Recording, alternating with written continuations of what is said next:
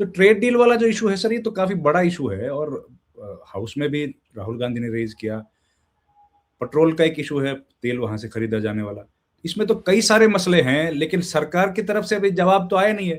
तो जब तक जवाब नहीं आएगा तब तक कैसे इसको आगे लेके जाएंगे? रविंद्र जी, एग्रीकल्चर जवाब मिनिस्टर उनके, चुप के बैठा है, बिल्कुल, वो तो अरे बोला ही नहीं वो कुछ। जवाब है ही नहीं, उनके पास जवाब है ही नहीं। उनको ये मालूम ही नहीं सरकार में कि कौन साइन कर रहा है। आप ये देखिए कि जवाब जो दिए, जैसे पीयूष गोयल ने जवाब दिया, प्रेस कॉन्फ्रेंस करके बोला कि 30-40 दिन में सामने आ जाएगा क्या हो रहा है।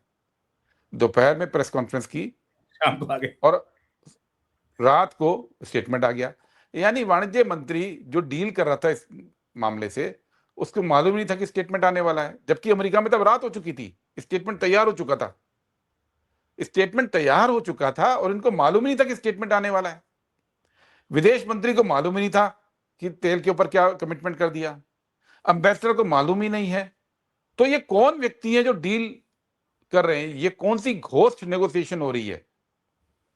भारत सरकार को ये अभी तक ये भी साफ नहीं किया है कौन से ब्यूरोक्रेट्स हैं। केवल एक ब्यूरोक्रेट का नाम आया है, ज्वाइंट सेक्रेटरी कॉमर्स का, और कोई व्यक्ति नहीं, कोई एम्बेसडर नहीं, कोई एम्बेसी के लोग नहीं, कोई एक्सपर्ट्स नहीं, कोई मंत्री नहीं, किसी को मालूम ही नहीं है कि डील कर कौन रहा है। और दूसरा एग्जांपल देता हूं, पीयूष गोयल ने बोल दिया कि फार्मास्यूटिकल इंडस्ट्री से हमारा टैरिफ 0 अमेरिका लगाएगा, और स्टेटमेंट के अंदर आ गया क्या कि फार्मा के ऊपर अभी कोई टैरिफ पे फैसला नहीं ले रहे हैं, शर्तें लगा दी, इंटरिम एग्रीमेंट पूरा होगा तब करेंगे। और दूसरा, अभी अपनी नेशनल सिक्योरिटी के आधार पे अमेरिका इन्वेस्टिगेशन करेगा, उसका जो रिजल्ट आएगा तब फार्मा इंडस्ट्री पे फैसला होगा। और पीयूष गोयल ठगे के ठगे रहे, वो तो बोल रहे थे, अब या तो वो झूठ बोल रहे थे या उनको मालूम नहीं था। तो दोनों ही स्थितियां बेहद खतरनाक हैं। तो सरकार के उसे जवाब कौन दे? ये किसको मालूम था कि 500 बिलियन डॉलर की खरीद की कमिटमेंट स्टेटमेंट के अंदर आ गई? कमिटमेंट शब्द आया, पूरे देश में हंगामा हुआ, राहुल जी ने उठाया तो ये घबराए, घबराए और भागे भागे गए अमेरिका के पास, और कमिटमेंट शब्द को चेंज कराया इंटेंशन में, यानी कि वायदे को नियत में बदल दिया। अब ये कौन सी एग्रीमेंट है जिसके शब्दों पर बहस ही नहीं हुई पहले, और अगर हुई तो अब दबाव में, राहुल गांधी जी के दबाव में और देश के दबाव में, अब आप पलटी मार रहे हो। तो ये कौन लोग हैं जो पलटी मार रहे हैं? ये कौन लोग हैं जो एग्रीमेंट फाइनल कर रहे हैं? ये मालूम ही नहीं है सरकार के अंदर, इसलिए सरकार की ओर से आपको जवाब नहीं आएंगे। अब वो इन्होंने बोल दिया, कृषि मंत्री ने, शिवराज सिंह चौहान ने, कि नहीं, कोर एग्रीकल्चरल सेक्टर पे टैरिफ कम करने की हमारी नीति नहीं है, हम नहीं करेंगे। कोर एग्रीकल्चर सेक्टर क्या होते हैं रविंद्र जी? वो होते हैं दूध, और दूध का पाउडर 1, दही 2, घी मक्खन 3, पनीर 4, और दूध से मिलने वाला वे प्रोटीन जो आजकल जिम में बहुत यूज होता है। ये 5 चीजें, ये कोर मिल्क सेक्टर है।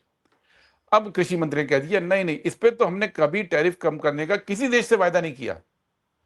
और न्यूजीलैंड के साथ जो एग्रीमेंट आप पढ़िए अभी, उसमें ये ईयू में भी लिखित सर। में वायदा है कि 7 साल में धीरे धीरे करके टैरिफ 0 ले आएंगे।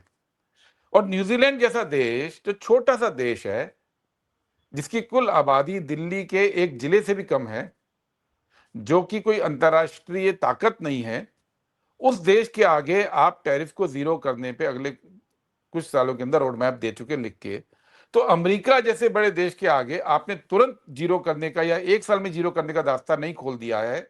इसकी बात कौन करेगा? अमेरिका तो बोलेगा जब आप न्यूजीलैंड के साथ टैरिफ 0 करने को मान गए हो, तो हमारे साथ तो अभी अभी करो। लेकिन शिवराज सिंह चौहान को ये नहीं मालूम था कि वहां पे मिल्क सेक्टर हमने खोल दिया। यहां पे प्रेस कॉन्फ्रेंस करें तो ये सरकार कौन चला रहा है? F3 चला रहा है या वहां की लॉबिंग एजेंसीज चला रही हैं?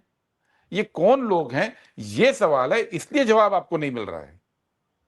बिल्कुल। आपने आखिरी सवाल सर, आपने बिल्कुल सही जगह पे लाके छोड़ दिया, एप्स्टीन पे।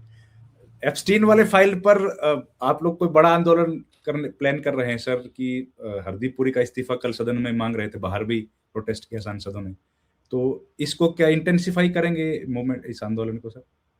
रविंद्र जी, ये सरकार जो है अभी ऐसे तूफान में डूब चुकी है, हर तरफ से तूफान है।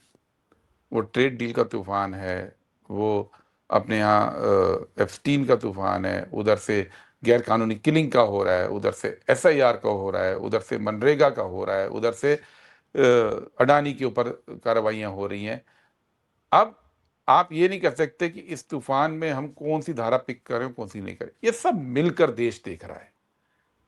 ये ऐसा झंझावत है जिसमें ये फंस चुके हैं, और इन तमाम चीजों को लेकर जनता में जाने की बात है। कोई एक पहलू पे अगर हम बात करेंगे सिर्फ, तो हम बीजेपी की मदद कर रहे होंगे। हमको जनता के सामने, क्योंकि बात अब कांग्रेस का या मोदी का या विपक्ष का या सत्ता पक्ष का नहीं है, अब बात है देश का, देश की अर्थव्यवस्था का, लोगों की जिंदगियों का। कौन सी दुनिया में आज तक किसी भी देश ने, जिसके पास आज़ादी है, जो सॉवरेन कंट्री है, और हम तो सॉवरेन के साथ साथ जो है ना, हम लोग तो न्यूक्लियर पावर और आर्थिक पावर और आईटी पावर और एग्रीकल्चर पावर सब कुछ है। ये तो, इसमें तो कोई विवाद है ही नहीं। और ये मोदी जी ने तो बनाया नहीं, उनके पीएम बनने से पहले बन चुके थे हम। दूसरे नंबर की हमारी सेना है दुनिया में, इतना बड़ा भारी भरकम मुल्क, और वो मान रहा है कि अमेरिका मेरी निगरानी कर सकता है, और निगरानी में अगर हम गलत पाए गए तो उसको सजा का अधिकार होगा। मतलब भारत को अमेरिका सजा देगा, ये आप लिख के दे रहे हो, ये लिख के दे रहे हो। ये भारत कह रहा है कि अमेरिका के all industrial product will be allowed at zero tariff, सारे प्रोडक्ट। मतलब ये भी नहीं कि कुछ हमें चाहिए नहीं चाहिए, हमको अपनी लोकल इकोनॉमी को बचाने के लिए, अपने लोकल इंडस्ट्रीज को बचाने के लिए क्या चीज आने से रोकनी है, ये तो पता है ना। ये हर इंडस्ट्रियलिस्ट को पता है कि कुछ चीजें ऐसी होती हैं जिसमें हम लोग बना रहे हैं, और अगर विदेशी सामान वहां आएगा तो हमारी इंडस्ट्री को नुकसान पहुंचेगा, तो उसको सरकार रोकती है। यहां लिख दिया all industrial product at zero tariff allowed करेंगे।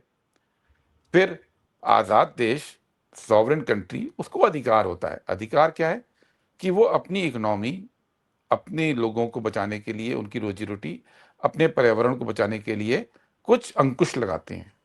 अंकुश क्या होते हैं कि बाहर से सामान जो आ रहा है उस पर आप कस्टम ड्यूटी लगा लो, वो तो जीरो करने की बात मान गए। फिर लाइसेंस की व्यवस्था करो कि हम तय करेंगे भाई कौन सा सामान आना है, कौन सा नहीं आना है। ये अधिकार होता है। दूसरा अधिकार होता है कि कितना मात्रा में सामान आना है, ताकि हमारी मार्केट जो है वो डंपिंग ग्राउंड ना हो जाए। ये ना हो कि बाहर का सामान आके हमारे सामान को बाहर कर दे। तो कोटा फिक्स करने का अधिकार भारत सरकार का होता है, किसी भी आजाद देश की तरह। तीसरी बात, हमारी पर्यावरण के हिसाब से, हमारी जरूरतों के हिसाब से टेस्टिंग और स्टैंडर्डाइजेशन हम तय करते हैं। जैसे बीटी कॉटन के केस में हमने तय किया, ऐसी बहुत सारी चीजों में हम लोग तय करते हैं टेस्टिंग, कि हमारे वैज्ञानिक जो बोलेंगे उसके हिसाब से हम चलेंगे। फिर होता है प्राइस कंट्रोल, कि ऐसा ना हो, तो कई बार हम प्राइस कंट्रोल के लिए अलग अलग कदम उठाते हैं। फिर होता है सब्सिडी अपने लोगों को, ताकि वो कॉम्पिटिटिव बने। अमेरिका से ये लिख के दे दिया कि ये तमाम अधिकारों पे हम नेगोशिएशन शुरू करने जा रहे हैं, 6 महीने के अंदर पूरा करेंगे। मतलब आजाद भारत की सरकार ये तमाम अधिकार अमेरिका के साथ अब नेगोशिएट करेगी। ये तो आपके जैसे जनता के मौलिक अधिकार होते हैं रविंद्र, वैसे ही सरकार के ये मौलिक अधिकार हैं, और आप अपने मौलिक अधिकारों पे नेगोशिएशन करने जा रहे हो अमेरिका के साथ। तो ऐसे मामलों के अंदर अब ये बहुत बड़ी चीज हो गई है। इसको लेकर अब एक बी सी इशू नहीं है, सब इश्यूज को साथ लेकर जनता में जाने का वक्त है। राइट, बिल्कुल। तो ये एप्स्टीन, आखिरी बात सर, ये राहुल गांधी ने